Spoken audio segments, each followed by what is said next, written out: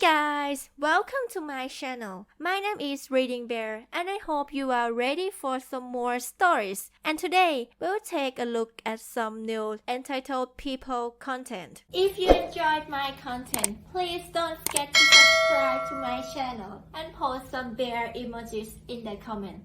And now, let's dive right into the stories. The first story is entitled Mental Health Staff Gets a Hard Lesson. I'd like to note that I don't support violence, but in a mental hospital, they don't care about you. You are nothing but a paycheck. Both me and my friend had tried formal complaints, the right way, and would always be punished by the staff we complained about. I was 16 at the time at a mental facility in Memphis, Tennessee. I'm biracial, F equals black and M equals white, and my friend, Jane, was white. This is important. I had been at this facility for about 2 months and made close friends with Jane and a few others. Jane and I were fellow drug users, so we went through the rehab portion of the treatment. It's good to note that this was not voluntary. We were drug tested when we were first brought in, and both failed for weed. So, a little about the staff. Let's call her Miss K. Miss K was racist. She hated white people mostly, but we later noticed she was aggressive towards Latinas too. She really hated me. Making random notes on my charts saying I wasn't progressing and purposely waking me up every 5 minutes at night when she worked night shift. It all came to a head in the rehab day room one day. Miss K was sitting next to her favorites and called over to me and Jane.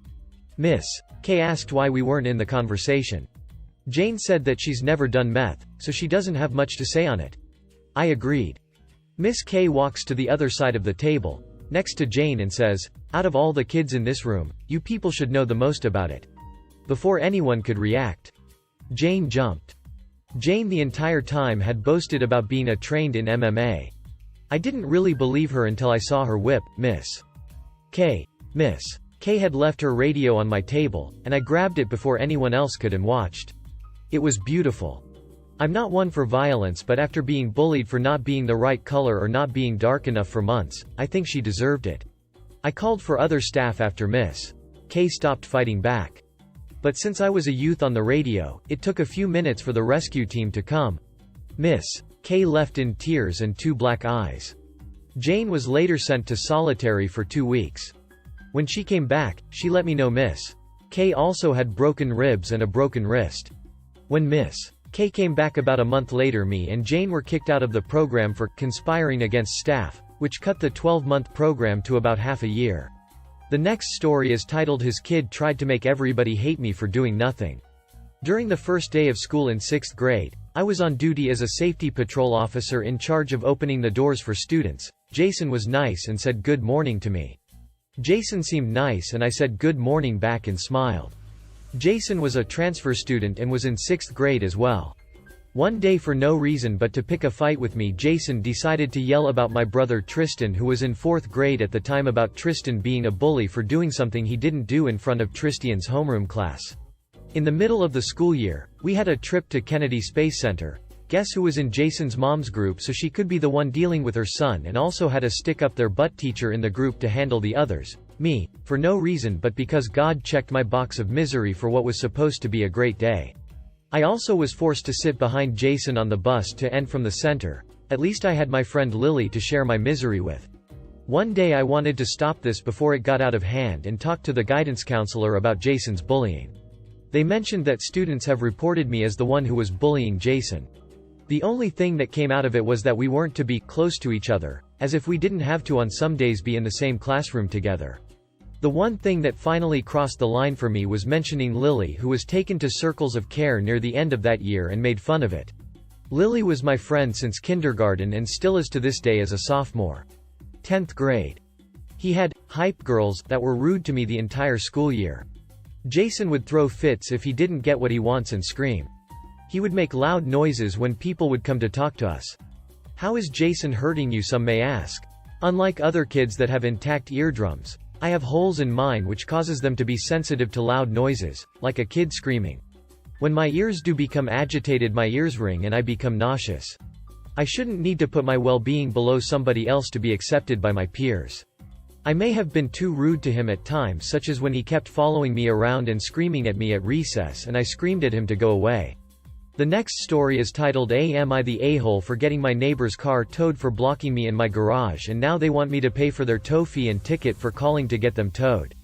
I recently bought a house that was vacant for a while and people were using it as parking. I moved in, now it's clear someone lives there, so people stopped parking there. Sometime last week I had to leave but couldn't because when I opened my garage door there was a car there blocking it in. I don't know whose car it is and I'm not going to waste my ducking time walking around knocking on doors to figure out whose it is. Also, you could have parked in the grass or off to the side or something, I don't know. Now I found out it's someone 3 doors down because they knocked on my door demanding I pay them back because I'm the one who called to get it towed. I told they should have had their visitors park at their house, and they said, no, because we've always parked here.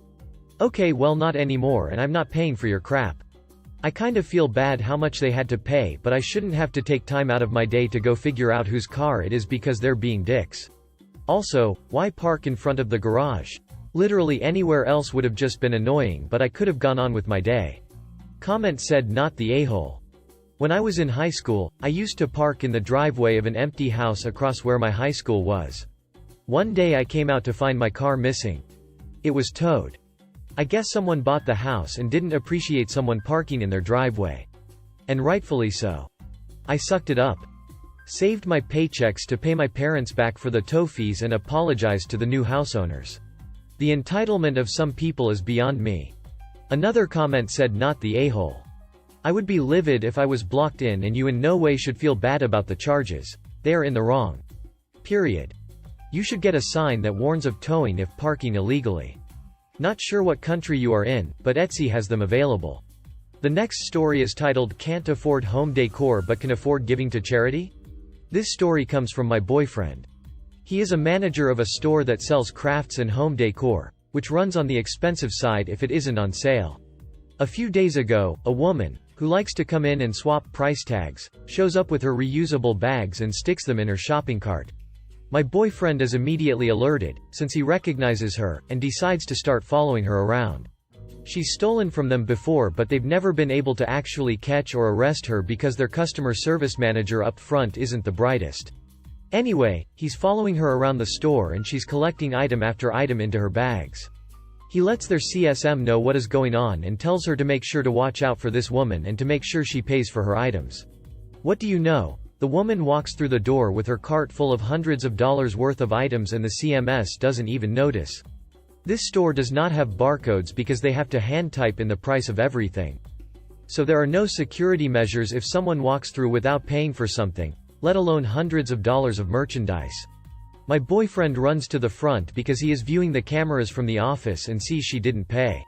He follows her outside and stands on the sidewalk to get her license plates. She's already loaded up her cart with everything. He doesn't say anything because they are barred from really doing anything to shoplifters. This woman doesn't even notice him watching her. She gets in her car and drives off. This is when, instead of making a left turn out of the parking lot to leave, she turns right and pulls up to the curb of the front of the store. He's watching her, wondering what on earth she is doing, when all of a sudden she gets out of her car, walks to the Salvation Army donation person that stands directly in front of their store's front doors, and donates money to them. My boyfriend was in complete and utter shock. He couldn't take it and tells her he has her plates and is filing a police report. She just shrugs her shoulders and leaves. I feel like I ruined the story with its length, but when he told me about it, it was pure gold. I couldn't believe someone could be such a hypocrite. I just had to post this somewhere. The next story is titled Revenge for Attempted Write-Up. So, I got a side job as a float dialysis nurse in a clinic. I picked up this job because that region was desperately in need of a nurse who would be able to work at different starting hours ranging from as early as 3 a.m. to as late as 9 a.m. I picked the job because the recruiter offered to pay me a $10,000 sign-on bonus. Unfortunately, the relatively new staff float manager, Steve, was not a healthcare manager. He was a former restaurant owner whose restaurant had shut down during COVID. I was scheduled to work 2 to 3 times per week for 12-hour shifts. Sometimes I woke up as early as 2 a.m. to open clinics. Most people won't do that, but I was used to working such hours. Steve often made errors in the monthly scheduling of staff to work certain clinics in that region, but the float team decided to give him some leeway because he was new to the industry.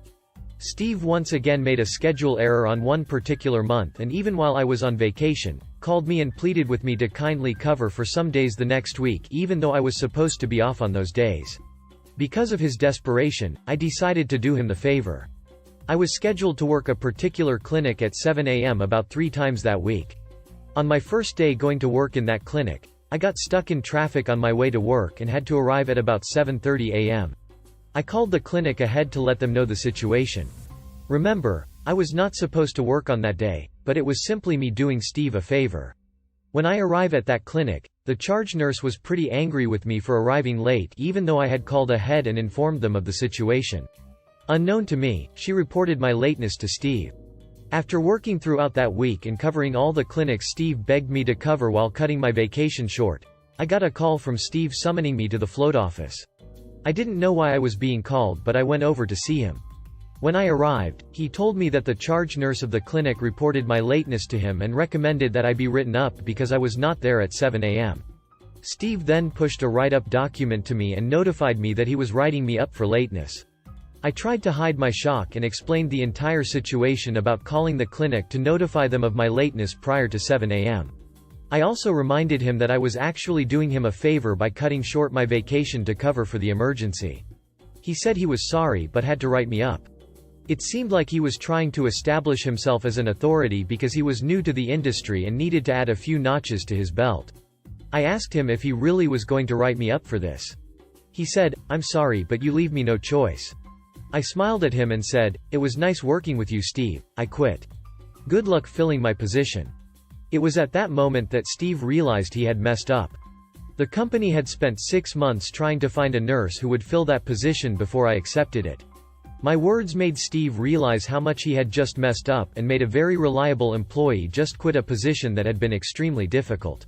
Also, my quitting was going to make him look bad before management because he was just new on the job and had already lost one employee.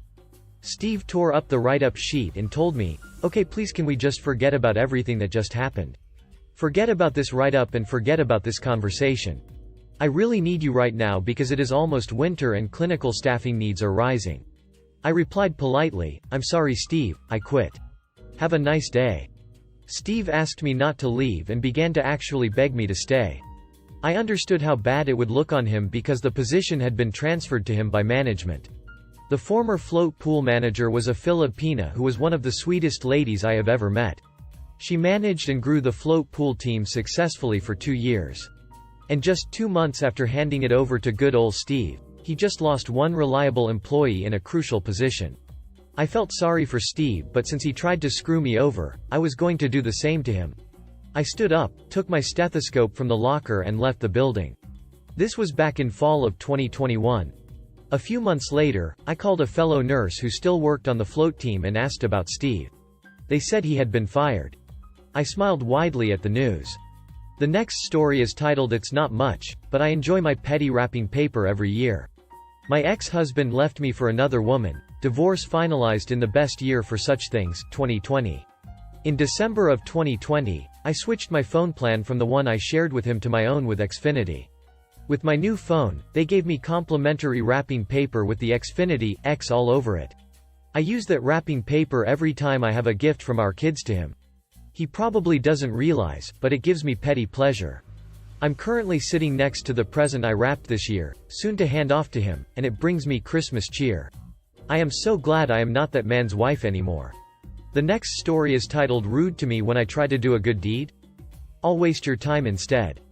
Back in high school, I was a nice, less cynical person than I am today. I would try to help people out in small ways if I could, just to make someone's day better. However, this incident definitely started me down my petty path. One of my ancient tires on my ancient car was looking for a little bit low, so I went to a gas station to fill it back up.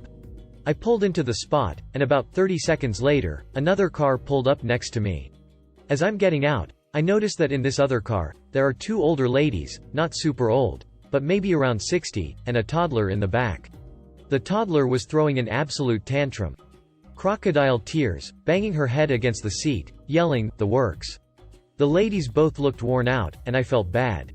I got out, put my quarters in the air pump, and filled up my low tire. It only took about 30 seconds, and there were still several minutes of air left on the machine. Inspiration struck, and so I walked up to the driver of the other car, who had since gotten out of her car to wait for the pump, and I asked, "Excuse me, would you like for me to fill up your tires for you?" In reply, I got the following. No. Do I look like I need some man to fill up my tires for me? I was pretty dumbfounded. I didn't know how to respond at all. So, I just didn't say anything and went to put the hose back. However, inspiration then struck again. Although this time it was much pettier. Coincidentally, my other 3 tires were also looking a little low. So, I spent the next few minutes meticulously checking and filling each one. I even hit the original tire again for good measure. Anything to run out the clock until the air, that I paid for, stopped. The lady saw what I was doing and was clearly pissed. She was saying something angrily to her friend in the passenger seat and giving me the stink eye the whole time. Probably cussing me out behind my back, but I don't care. I was clearly just a string bean nerdy kid trying to do something nice for her, and she gives me that crap? Fine. I'll drag this sucker out, and she was not piggybacking off my quarters. Then I just got in my car and drove away. My only regret is not getting to say the perfect comeback, which, as always, I didn't think up until later on the drive home. I wasn't offering my help because you're a woman, I was offering it because you're old. The next story is titled "Just Give Me Their Room Then." I'll try not to make this a long story. Many moons ago, when I worked night audit for a Pampton, we were sold out this particular night. As in, I'm waiting on 3 people to arrive, and they've all called to say they are coming. Back then, we used to have a plastic key container, and as people were checking in, we'd take the room's keys from there. This is for context. So a Mr. Bastard shows up wanting to check into a room. Because I know he's not one of 3 people in waiting for, I politely say, "I'm sorry, sir, but we're sold out tonight." Mr. Bastard then goes into the diatribe about being an extra shiny member and that we're obligated to keep a room on standby just in case an extra shiny member needs a room. Mr. Bastard, I can't sell you what I don't have. Mr. Bastard then looks up, sees the key holder, and has the unmitigated gall and audacity to say, "Since they haven't arrived yet, you can just give me their room, and they can find another place since I'm already here." Mr. Bastard, that's not going to happen. They've made reservations already, you haven't. I've never been treated like this. Extra shiny members should come before others all the damn time. Have a good night, Mr. Bastard. I thought that was the end, but nah. I get a call from the extra shiny desk, asking for me specifically. The extra shiny desk person, instead of asking me what's going on or trying to hear my side, begins to attempt to chastise me about how important the extra shiny members are and how I need to go above and beyond no matter the situation. I stayed quiet during her entire speech, then asked the question that no woman ever likes to hear from a man, but because I admit to my a-hole tendencies, I ask it anyway. "Ma'am, are you done?" She says, "I beg your pardon?" My question was pretty clear. You done? I hear silence. Good. Did Mr. Bastard tell you that he didn't have a reservation at this property and that he was told that we were sold out? Of course, he didn't. Because if he had, we wouldn't be having this conversation. Did Mr. Bastard tell you that he wanted me to cancel the reservation of one of the incoming guests so he could have a room? Of course he didn't. Because if he had, you and I wouldn't be having this pointless conversation. So we are still sold out, and he is not getting a room here. But instead of asking me what the issue was, you chose to try to scold a grown man like a child.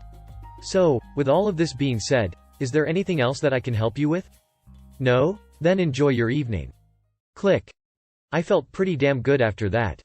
If you enjoyed the video, please subscribe to the channel and post some bear emojis in the comments.